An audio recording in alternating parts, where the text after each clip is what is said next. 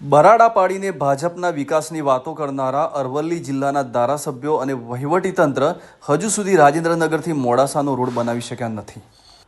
ભાજપના વિકાસની વાતો સમગ્ર અરવલ્લી જિલ્લામાં બૂમો પાડીને લોકોની વચ્ચે મૂકતા અરવલ્લી જિલ્લાના તમામ ધારાસભ્યો રોડ કોન્ટ્રાક્ટરો સામે જાણે ઘૂંટણીએ પડી જાય છે।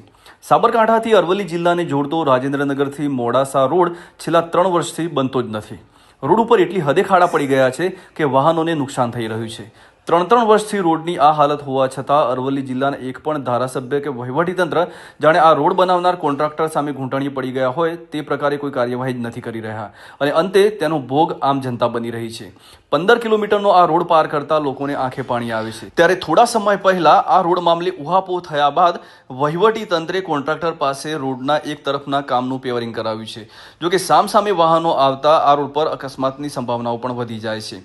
ત્યારે પેવરિંગ ન કરતા રોડના કામમાં બેજવાબદાર દાખવનારા કોન્ટ્રાક્ટરને બ્લેકલિસ્ટ કરી અન્ય કોન્ટ્રાક્ટરોને આ રોડનું કામ સોંપાય તો કદાચ કામ ઝડપથી થાય એમ છે। પરંતુ ભાજપના ધારાસભ્ય લોકો ભલે હાલાકીમાં મુકાય પરંતુ કોન્ટ્રાક્ટરનો વાળ વાંકો ન થાય તેવું હાલમાં ઈચ્છી રહ્યા હોવાનું લોકોના મુખે ચર્ચાય છે। ત્યારે વહીવટી તંત્રે અને ભાજપના વિકાસની વાતો કરનારા ધારાસભ્યોએ પણ હવે આ મામલે રસ દાખવી અને આ રોડનું કામ જલ્દીમાં જલ્દી પૂર્ણ થાય તે પ્રકારે કાર્યવાહી કરવી જોઈએ તેવી જિલ્લામાંથી માંગ ઉઠી રહી છે।